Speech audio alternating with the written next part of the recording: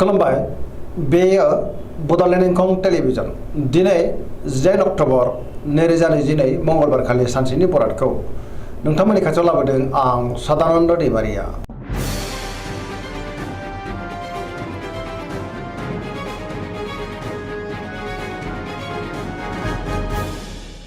सिगां फरायनो लादों मेष राशि गिबि हांखो अ ल दिनैनि साना जोबोर मोजां।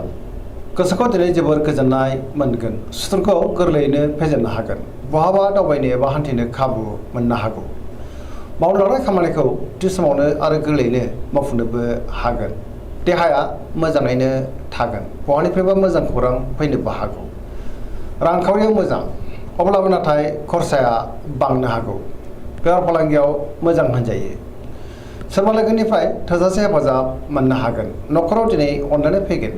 बिसि-फिसायनि गेजेराव मोजां सोमोन्दो थागोन। गुबुननि गोसोखौ गोरलैयैनो बोनोबो हागोन। गोसोनि बोलोआ बांगोन।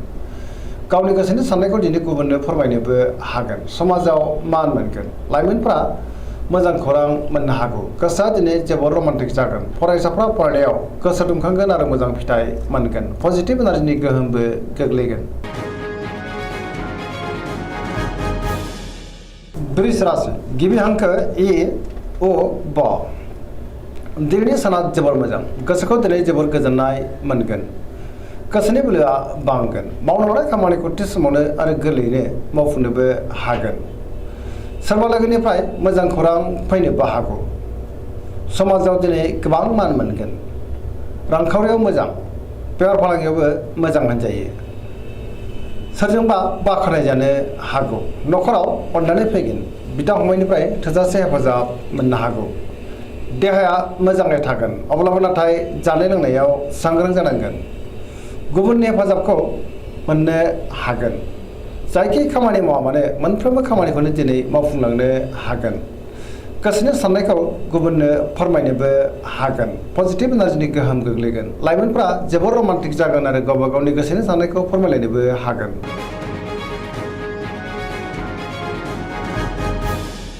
मिथुन राशि गिबि हांखो ख स दिनैनि साना बारा मोजां नङा। गोसोआव गोनो गोथो साननाय फैगोन। नेगेटिभ एनार्जिनि गोहोम गोग्लैनो हागौ। गियाननि आंखाल फैनोबो हागौ।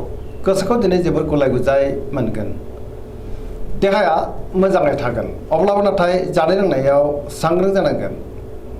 रांखावरियाव बारा मोजां नङा।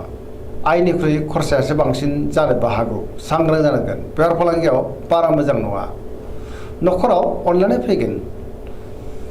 गोसोनि बोलोआ लोरबां जानो हागौ। मावनो लानाय खामानिखौ मावफुंनो हागोन। अब्लाबो नाथाय माबा नङा माबा मोनसे गोरोन्थिबो जालांनो हागौ। सोरबा लोगोनिफ्राय हेफाजाब मोनगोन। गुबुननि थाखाय गोबां मोजां खामानि मावनानै होनो हागोन। नाथाय अब्लाबो सांग्रां जानांगोन। कर्कट राशि गिबि हांखो ड ह दिनैनि साना मोजां आरो गाज्रिनि गेजेरजों बाबेनलांगोन। गोसोखौ दिनै जोबोर उसुखुथु मोनगोन। सोरबा लोगोजों रायखोमा जानोबो हागौ। सांग्रां जानाया गाहाम।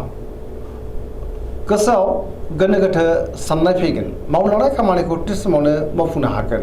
रांखावरियाव बारा मोजां नङा। आयनिख्रुइ खरसायासो बांसिन जानोबो हागौ। बेफार फालांगियावबो बारा मोजां नङा। न'खराव अनलायनाय फैगोन। समाजावबो लोगो लेवा बांनो हागौ। देहाया मोजाङै थागोन। अब्लाबो नाथाय जानाय लोंनायाव सांग्रां जानांगोन। न'खराव सोरजोंबा हेफाजाब होजागोन। फरायसाफ्रा दिनै फरायनायाव गोसो दुंखांगोन आरो मोजां फिथाइ मोनगोन।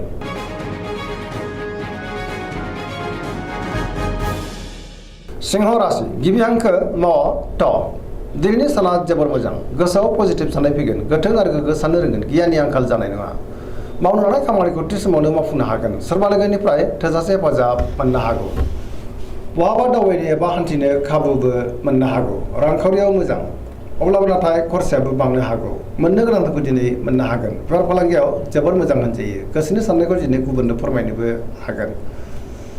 सोरजोंबा बाख्नाय जानो हागौ। समाजाव दिनै गोबां मान मोनगोन। गुबुननि गोसोखौबो गोरलैयैनो बोनो हागोन। देहायाबो मोजाङैनो थागोन। बयजोंबो अनजागोन आरो अनसायजागोन। गुबुननि थाखाय गोबां मोजां खामानि मावनानै होनोबो हागोन। गोसोआ दिनै जोबोर रमान्टिक जागोन लाइमोनफ्रा गावबा गावनि गोसोनि साननायखौ फोरमायलायनोबो हागोन।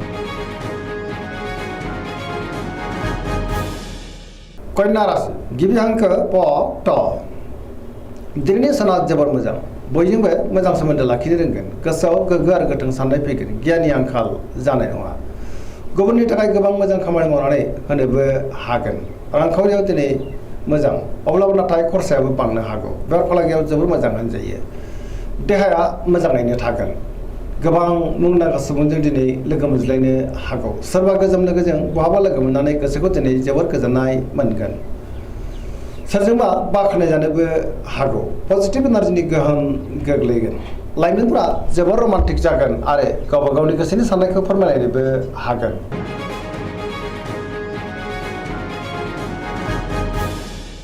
तुला राशि गिबि हांखो र ट दिनैनि साना जोबोर मोजां गोबां रोखोमनि जेंनाफोरखौ दिनै सुस्रांनो हागोन बहाबा दावबायनो एबा हान्थिनो खाबु मोननोबो हागौ आरो मोजाङैनो हान्थिनोबो हागोन गोसोनि साननायफ्रा जाफुंगोन मावनो हानाय खामानिखौ मावफुंनो हागोन देहाया मोजाङै थागोन अब्लाबो नाथाय जानाय लोंनायाव सांग्रां जानांगोन रांखावरियाव जोबोर मोजां बेफार फालांगियावबो जोबोर मोजां न'खराव बिसि फिसायनि गेजेराव अननानै फैगोन समाजाव दिनै मान मोनगोन गुबुननि थाखाय गोबां मोजां खामानि मावनानै होनोबो हागोन सोरबा लोगोनिफ्राय हेफाजाब मोननो हागौ गोदान थांखि लानो रोंगोन सेंग्रा सिख्लाफोरनि गोसोआ दिनै जोबोर रमान्टिक जागोन आरो गावबा गावनि गोसोनि साननायखौ फोरमायलायनोबो हागोन।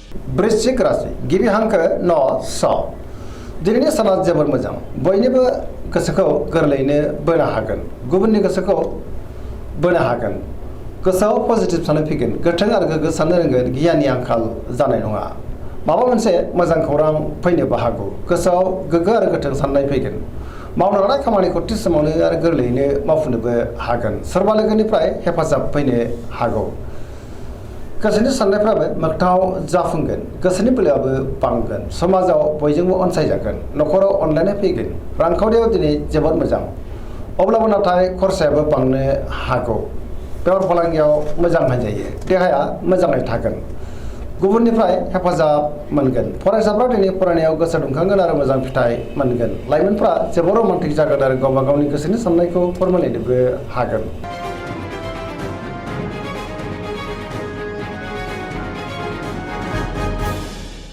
धनु राशि गिबि हांखो ध फ भ दिनैनि साना मोजां आरो गाज्रिनि गेजेरजों बाबेनलांनो हागौ गोसोनि बोलोआ लोरबां जागोन मावनो हानाय खामानिखौ मावफुंनो गोब्राब जागोन सुथुरनि नोजोर गोग्लैनो हागौ सांग्रां जानांगोन माबा नङा माबा मोनसे हेंथा फैनोबो हागौ गोसोनि साननायफ्रा दिनै देबारनांगोन रांखावरियाव मोजां अब्लाबो नाथाय खरसाया बांनो हागौ बेफार फालांगियावबो मोजां होनजायो समाजाव मान मोनगोन बहाबा थाङोब्ला मोजां आरो मोजाङैनो हान्थिनोबो हागोन न'खराव अनलायनाय फैगोन सोरबा लोगोनिफ्राय नाथाय हरखाबै गाज्रि खौरांबो फैनो हागौ लाइमोनफोरनि गोसोआ दिनै जोबोर आला खाला जागोन नेगेटिभ एनार्जिनि गोहोम गोग्लैनोबो हागौ सांग्रां जानाया गाहाम।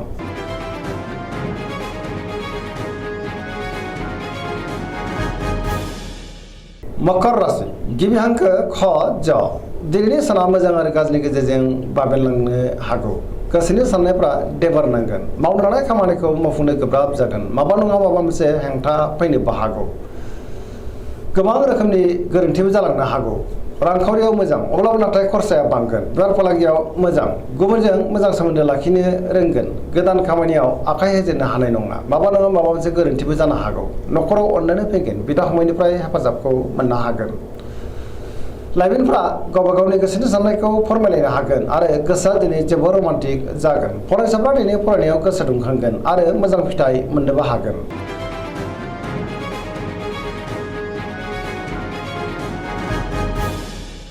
कुम्भ राशि गिबि हांखो ग स दिनैनि साना मोजां आरो गाज्रिनि गेजेरजों बाबेनलांगोन गोसोआव गोनो गोथो साननाय फैनो हागौ जोबोर उसुखुथु मोनगोन मावनो हानाय खामानिखौ मावफुंनो गोब्राब जागोन माबा नङा माबा मोनसे गोरोन्थि जानो हागौ समाजाव मान मोनगोन गोबां मुंदांखा सुबुंजों दिनै लोगो मोनज्लायनोबो हागौ रांखावरियाव मोजां अब्लाबो नाथाय खरसाया बांनो हागौ धोरोमारि बिथिङाव गोसो दुंखांगोन न'खराव बिसि फिसानि गेजेराव अनलायनाय फैगोन बिदा फंबायजों मोजां सोमोन्दो थागोन बिमा बिफानि अननाय आदरखौबो दिनै मोननो हागौ बहाबा थाङोब्ला दिनै जोबोद मोजां आरो मोजाङैनो हान्थिनोबो हागोन।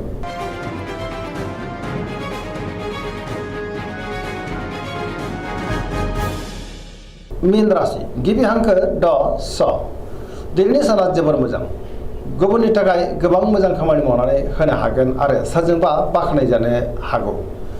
गोसोआव गोथों आरो गोग्गो साननाय फैगोन गियाननि आंखाल जानाय नङा गोसोनि बोलोआ बांगोन गावनि गोसोनि साननायखौ दिनै गुबुननो फोरमायनोबो हागोन देहाया मोजाङै थागोन रांखावरियाव मोजां बेफार फालांगियावबो मोजां होनजायो सोरजोंबा बाख्नाय जानानै गोसोखौ दिनै जोबोर गोजोननाय मोनगोन। लाइमोनफोरा जोबोर खुसि जागोन आरो बहानिफ्रायबा मोजां खौरां फैनोबो हागौ।